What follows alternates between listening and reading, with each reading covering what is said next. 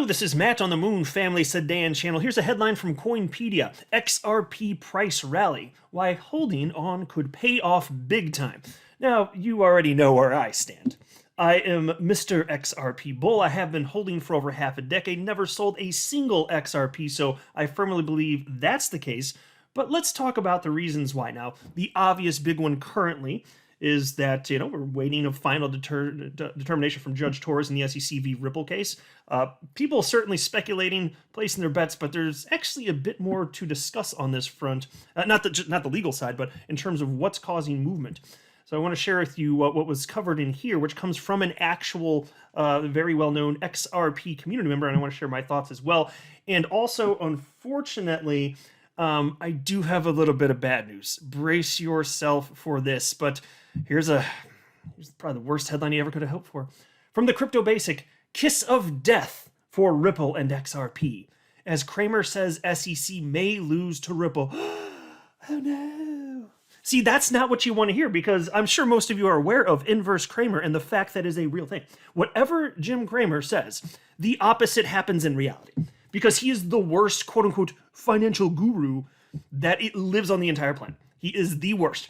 If he were coming up in the age of modern social media, rather than having been famous for decades and decades because he happened to find his way through a door back in the day, he would never make it. Nobody would pay like an ounce of time to him because he's so damn wrong and doesn't know what the hell he's talking about, and he has very firm opinions on stuff that he clearly knows nothing about. So Attorney John Deaton had something funny to say in response to this as well, but it is true. I'll just tell you right here at the outset. Jim Cramer's thinking that perhaps the SEC is going to lose against Ripple. And him saying that is the worst thing, because now I'm kind of convinced that Ripple's going to lose because Jim Cramer says that Ripple's going to win. I don't know, I'm going to sleep at night. But before going further, I do want to be clear, I do not have a legal or financial background of any kind. I am not offering legal or financial advice. And you definitely should not buy or sell anything because of anything I say are right. I'm just an enthusiast who enjoys making YouTube videos about crypto-related topics, but just as a hobby and just for fun. Now, as I record this, XRP is still looking pretty good. Yes, technically down 2.26% over the last 24 hours at 53.5 cents. But it just went on an incredible tear. Not that long ago, XRP was 37 cents. It was as high the other day as 58 cents. So the fact that there's been a minor pullback should be expected, quite frankly. And even Bitcoin's down a hair, down 1.77% over the past 24 hours, a little under 28,000 bucks. Market cap for the asset class 1.18 trillion. And you got Bitcoin dominance at 45.61%. Crypto Fear and Greed Index doesn't update at the time I'm recording this anyway for another 42 minutes. Get updates once every 24 hours. But still, just wanted to note, at 60 out of 100, so market participants are still in greed. And in terms of number of new XRP accounts on the daily getting created, massive jump. And I mentioned this yesterday, but at the time I was recording, which is the same, seems true today, the day's not over.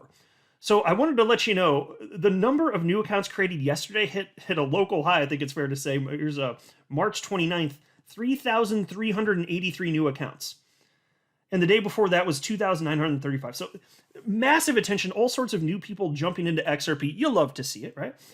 And for today, today's not over, so it looks down. And maybe it will be down because there was more excitement yesterday, so maybe fewer accounts will be created today when it's all said and done, but still a lot. Even before the day's over, so this number will go up. It's at 2,594.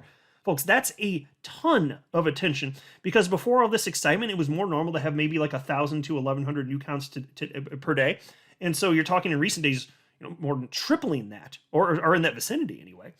And yeah, you do get some scare headlines as a result of being down even just a hair. But you know what? I say fair enough, actually.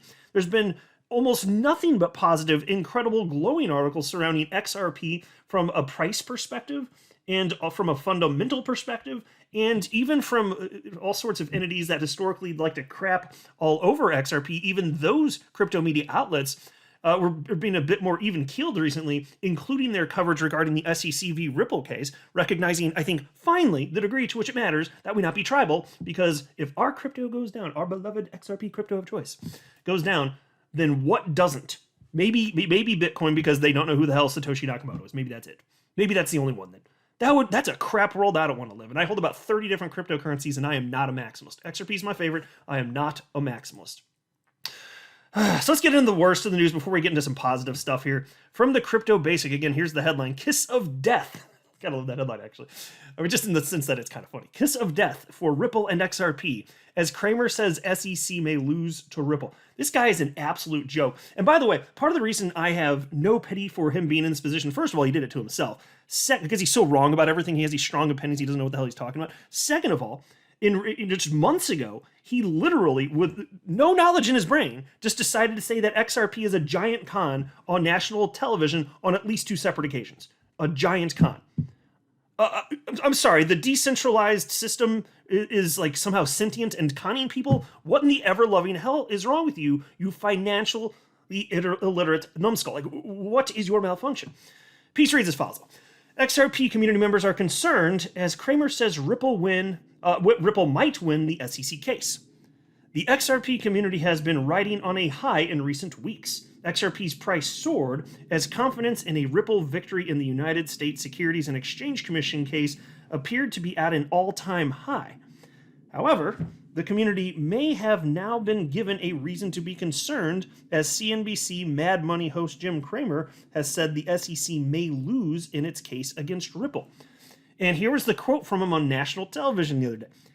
SEC says, look, they're creating securities day after day after day. There's a Ripple case. They may not even win the Ripple case, but the Binance is very, very different, end quote. That's right. The Binance is very, very different.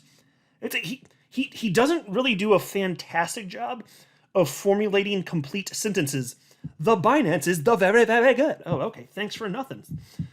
So he's doing his best. He's doing his Jim Cramer best. You got it. So let's do a little golf clap for him, I guess. But it makes me wonder, why did he say that?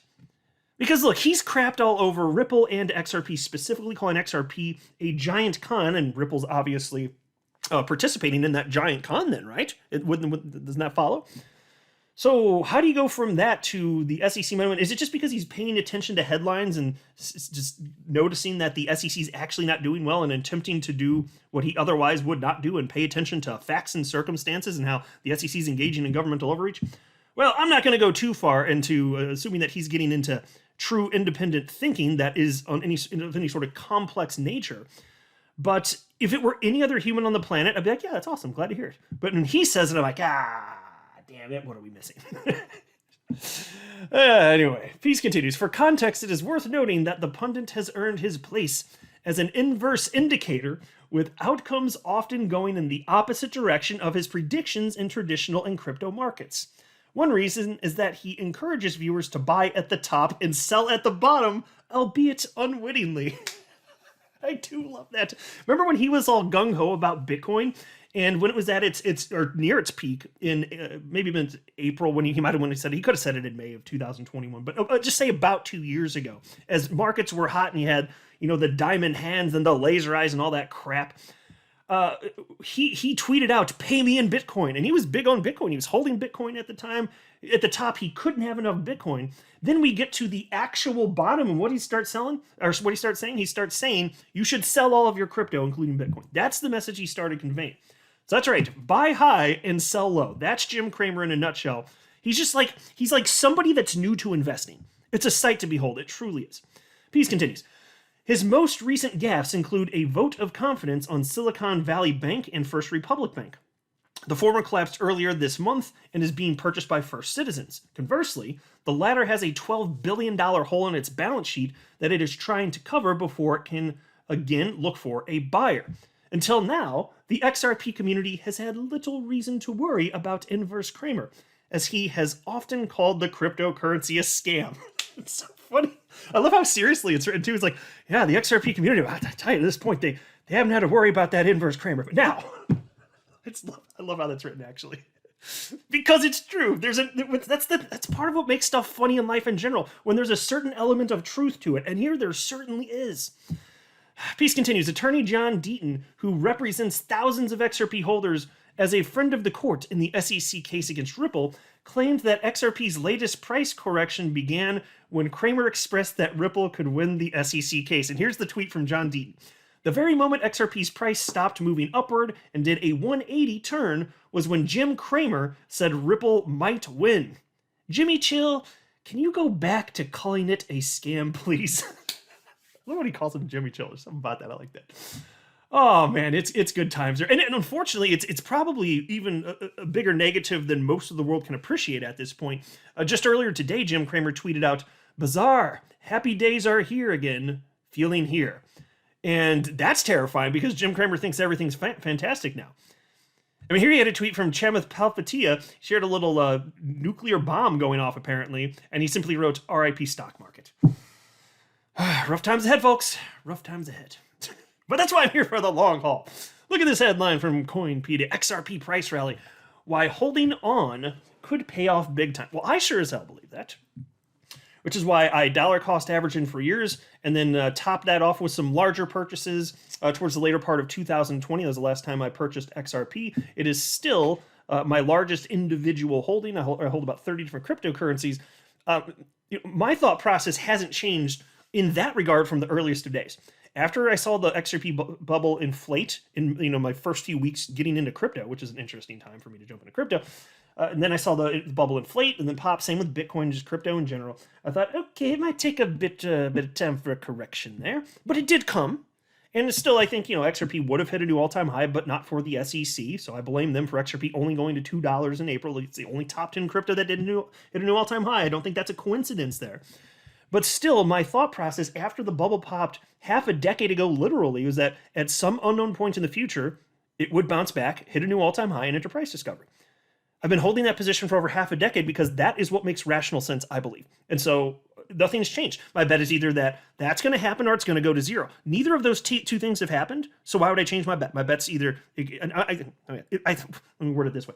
One of those two things is going to happen. My bet is that it's to the positive. So either XRP goes to zero or it eventually hits a new all-time high. It's not just going to float around in perpetuity forever. That wouldn't make any damn sense. At some point, something's going to happen and it goes up or way up or it goes to zero. And so that has been my bet. And one of those two things will happen. It's going to hit a new all-time high eventually, or it's going to zero. I don't know for sure which one, but you know which one I'm betting on, don't you? Because I've been sitting here for over half a decade talking about it. I think it's going to hit a new all-time high. I just don't pretend to know when.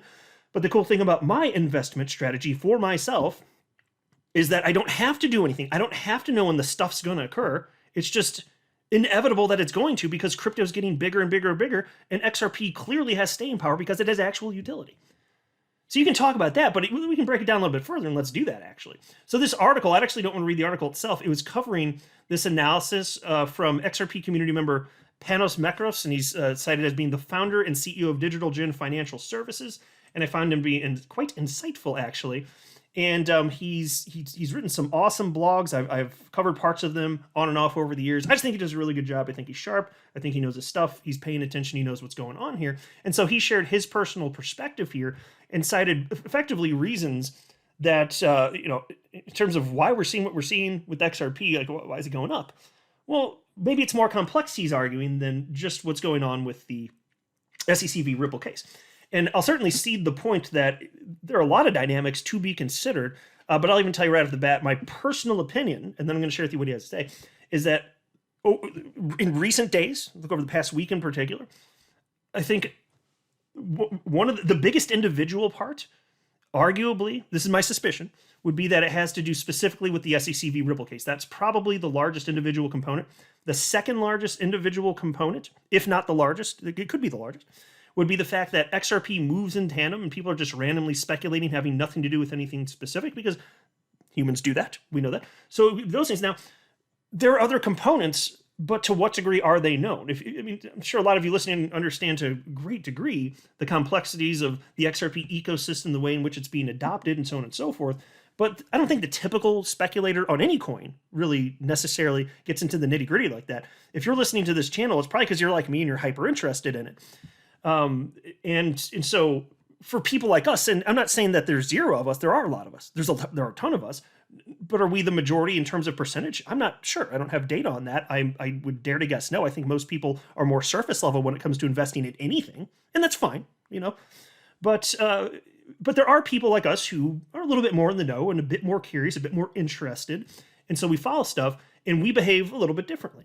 And so for me, just understanding from the earliest of days the utility of XRP, that led me to have a higher level of confidence than I think the typical speculator would have.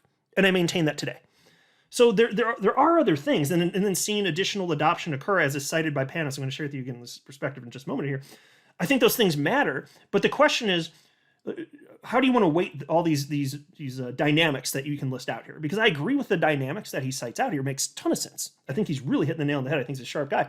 The question is, what's the most impactful? And that's a fun topic for discussion. That's why I just thought I'd share mine off the top. Mine would be, put them in either order, really. I'd argue my best guess would be, again, for XRP, why we've been seeing what we've been doing. Well, the positive expectations regarding the SEC v. Ripple case. That seems pretty obvious if you're checking the pulse of social media. And then just, crypto's been moving up. It's been moving to the upside. Those seem to be the two most obvious. Then the other ones, yes, they matter, but perhaps to a smaller degree. So anyway, that's just my. So here's what Panos had to say, though. Some people are asking me why XRP is going up. Is it only speculation for the case? I don't think so.